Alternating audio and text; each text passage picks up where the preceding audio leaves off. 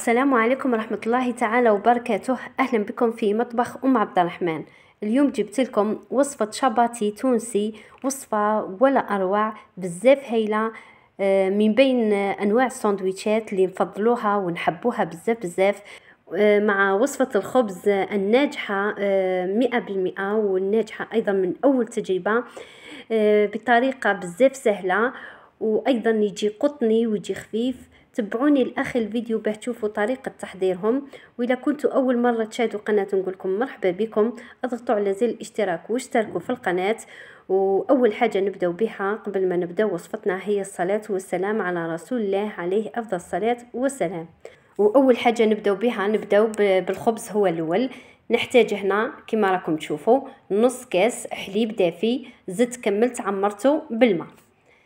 بعد ما ضفت الحليب تاعي راح نزيد نضيف ملعقة ممسوحة سكر، ونزيد نضيف هنا ملعقة ممسوحة خميرة الخبز، نزيد نضيف هنا حوالي 3 ملاعق كبار زيت. بعد هذا نخلط كلش مع بعض، ونبدأ هنا نشف العجينة تاعي. نضيف كمية من الفارينة ونزيد نضيف معها الملح،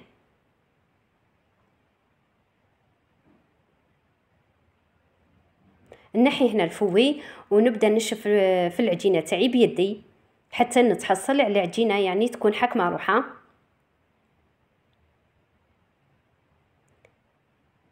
هذا لم العجينه تاعي مليح حتى نتحصل على عجينه تكون متماسكه.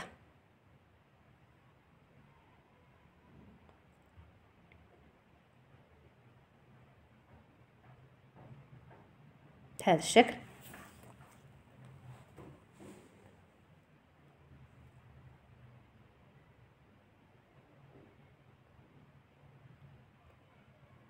هنا بعد ما كملت لميت العجينه، قلت لكم العجينه تكون يعني متماسكه، راح نغطيها ونخليها حوالي 10 دقائق حتى تختمر، وبعد هذا نرجع لها.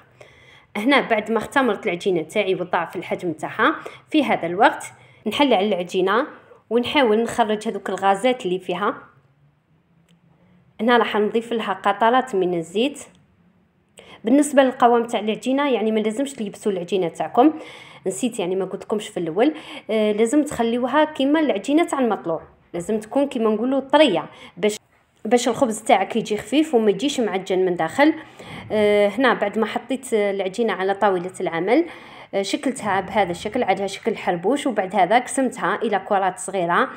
العجينه هذه خرجت لي حوالي 6 كرات او 6 خبزات من خبز شاباتي. راح نقرص القرصات تاع الخبز. نجيب هنا ورق الطهي ندهنه بشويه زيت باش نقرص عليه الخبز تاعي. نحط الخبزات تاعي كامل.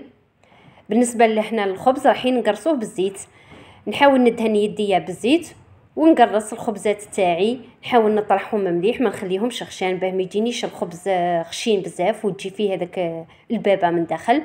نحاول نقرصهم مليح بهذا الشكل. قرصوهم يعني كيما نقرصوا المطلوع عادي، دائما ندهنوا يديكم بالزيت وحاولوا تخبزوا الخبزات تاعكم. بعد هذا خليوهم يريحوا، نغطيوهم. هنا نغطي انا الخبزات تاعي بطرشونه ونخليهم حتى يطلعوا يضاعف الحجم تاعهم. بعد هذا نطيبهم، يعني ما يديوش وقت بزاف، حوالي هكذاك 10 دقائق حتى ل 15 دقيقه راحين يطلعوا. هنا بعد ما طلع الخبز تاعي انا حطيت الطاجين تاعي يسخن، راح نهزهم يعني بكل سهوله كما راكم تشوفوا هكذا بيدي. نهز الخبزه نحطها فوق يدي ونحطها على الطاجين اللي كان سخن من قبل. بعد ما نشوف الخبز تاعي بدا يتنفخ، في هذا الوقت نقلب الخبزات ونخليهم يطيبوا. نطيب الخبزات تاعي كامل كيف على الوجهين.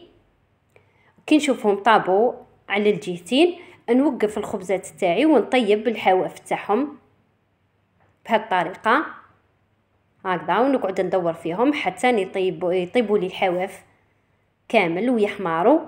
وبهذا راح يكون الخبز تاعنا واجد.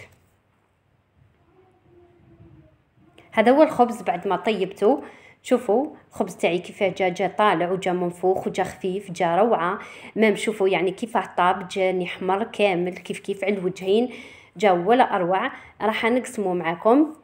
جبت هنا موس تاع منشار ونقسم الخبزات تاعي، نعتهم لكم من داخل كيفاه جاو. شوفوا كيفاه جاني الخبز، جا خفيف، جا يعني روعه، يعني خبز ولا اروع. تقدروها تعتمدوا هذه الوصفه لتحضير اي ساندويتشات، وصفه بزاف هايله. راح نقسم الخبزات تاعي كامل وبعد هذا راح نحشيهم. بالنسبه للحشو انا واش راح نستعمل في الحشو؟ راح نستعمل بيض، طون ايضا تاع الزيت كنت صفيته من الزيت، ايضا عندي هنا زيتون اخضر كنت قطعته دوائر، وزيتون اسود ثاني قطعته، كميه من المايونيز، وعندي ايضا حميص حار. هنا عندي حبه بصل متوسطه كنت قطعتها الى مربعات صغيره. راح نزيد نكسر عليها البيض، نكسر هنا في الاول 3 حبات ومن بعد راح نزيد حبه. قلت لكم هنا البصله بعد ما قطعتها الى مربعات وضفت لها البيض، زدت ضفت لها كميه من الملح وكميه من الفلفل الكحل. بالنسبه هنا للمعدنوس، يعني في هذه الوصفه يعني فيها المعدنوس، لكن انا ما عنديش المعدنوس. اللي عندها المعدنوس تقدر تزيد تقطع معدنوس رقيق وزيد تضيفه للبيض والبصله. هنا راح نزيد نضيف قلت لكم الحبه الرابعه، وبعد هذا نخلط كلش مع بعض ونحط مقله تسخن ونقلي البيضه تاعي. هذه الكميه انا قسمتها على 2. نحط هنا القرصه الثانيه، انا كنت طيبت هنا قرصه من قبل تاع البيض، وهنا هذه هي القرصه الثانيه. راح نقلبها بالاستعانه بطبسي ونطيب البيض تاعي على الجهتين. انا هذه القرصه تاع البيض قسمتها على 3، يعني هذه القرصه تاع البيض حضرت لي 3 من ساندويتشات. نجيب خبز الساندويتشات تاعي او خبز شاباتي تاعي، دهنته هنا بكميه من المايونيز، زدت ضفت له كميه من الهريسه. بعد هذا راح نضيف له البيض ونزيد نحط له ايضا كميه من الطون، نزيد نضيف له كميه من الحميص الحار اللي هو يعني فلفل حار وحده شويته قطعته، زيد ربيت له شويه ثوم، حطيت له ايضا كميه من الملح وفلفل الكحل، وزدت ضفت هنا ايضا كميه من الزيتون الاخضر قطعته دوائر، ايضا شويه من الزيتون الاسود مقطع، وزدت حطيت في الاخير شويه مايونيز. وبهذا يكونوا الساندويتشات تاعي تاع شاباتي واجدين. راح نزيد نكمل هنا نحضر الخبزه الثانيه او الساندويتش الثاني. حطيت المايونيز، زيت فلفل، زيت عفوا الهريسه، وزدت البيض، الطون، الحميص، زيتون اخضر واسود، ونزيد نضيف في الاخير كميه من المايونيز. وبهذا يكون الساندويتش تاعنا واجد. هذا هو شاباتي اللي كنا اليوم حضرناه مع بعض، وصفه ولا اروع، وصفه بزاف هايله، ونعرفوا يعني الاولاد كامل يحبوه ويموتوا عليه، مم يعني الكبار ثاني كامل يعني ما كانش يعني اللي ما يحبوش. جبتها لكم اليوم كما شفتوني بطريقه سهله وبسيطه وايضا بطريقه ناجحه. إلا عجبتكم الوصفه تاعنا اليوم ما تنساوش خليوا لي جيم اسفل الفيديو من باب تشجيعكم، ايضا من باب دعمكم ودعم الفيديو.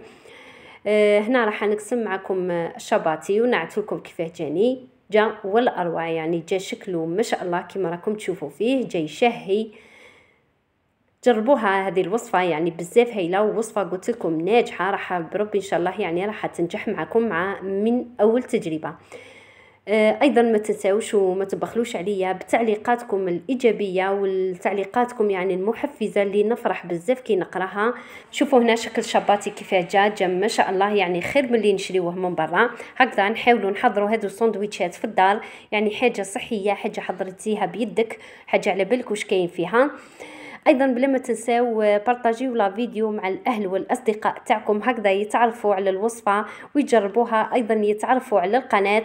ولا جربتوا الوصفه ما تنساوش رجعوا لا فيديو واكتبوا لي في التعليقات واعطوني رايكم فيها، وبهذا راح يتشجعوا ناس اخرين ويجربوها.